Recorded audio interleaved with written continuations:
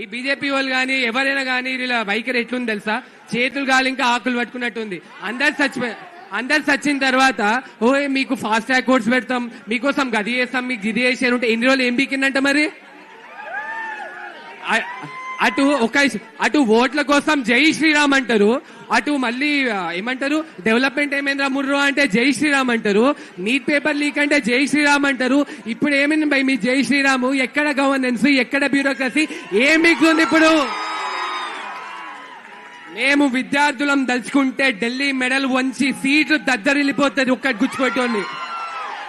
Gen Z అంటే ఏదో install scroll చేసుకోవడం, స్నాప్చాట్ లో క్యాప్షన్ పెట్టుకోవడం, వాట్సాప్ లో స్టేటస్ పెట్టుకోవడం అనుకుంటున్నారా?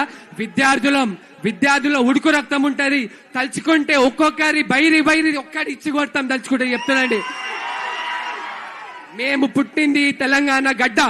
ఈ తెలంగాణ గడ్డకే విప్లవమైన రక్తం ఉంది. ఆ రక్తం మాలో అణువు ఉంది.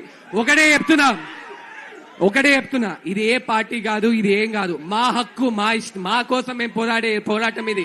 మా కోసం మేము పోరాడిపోతే ఇంకెవరు పోరాడతారు? అందుకే విద్యార్థులారా, యువతులారా, మన కోసం గలం ఇప్పకపోతే ఇంకెవరు ఇప్పుతారు? మన తెలంగాణ గడ్డలో ఈ యొక్క ప్రొటెస్ట్ ఇక్కడ చేసిన దానికి ఢిల్లీ మెడల్ వచ్చినాయి. మళ్ళీ మోదీ ఏమంటాడయ్యా? మిడ్ నైట్ వచ్చి వీడియో పెడతాడంట. యూత్ అందరూ మాకు చాలా ఇంపార్టెంట్, మేము యూత్ లేనిది అసలు ఏమీ లేదు, ఈ రోజు యువతే రేపటి పౌరులని డైలాగులు చెప్తారు కదా. ఎక్కడికి పోయింది ఆ యువత? ఎక్కడికి పోయింది ఆ బ్యూరోక్రసీ? అంటే నీట్ లీక్ మీరు చేసుకుంటారు, బ్యాగ్ లో సంచులు మోసుకోపోతారు. అటు సెంటర్ అట్లనే ఉంది, స్టేట్ అట్లనే ఉంది. ఇద్దరు బాయ్ అన్నట్టు భలే ఉన్నారు కదా. ఒకటే చెప్తున్నా, మా యొక్క విద్యార్థుల హక్కు కోసం ఇలానే పోరాడుతూనే ఉంటాం. జై జై తెలంగాణ, జై హింద్.